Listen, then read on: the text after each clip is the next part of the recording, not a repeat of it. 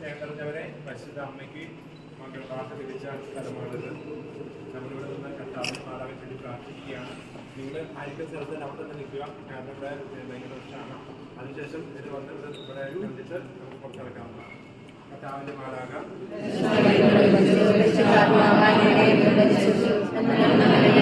സ്ത്രീ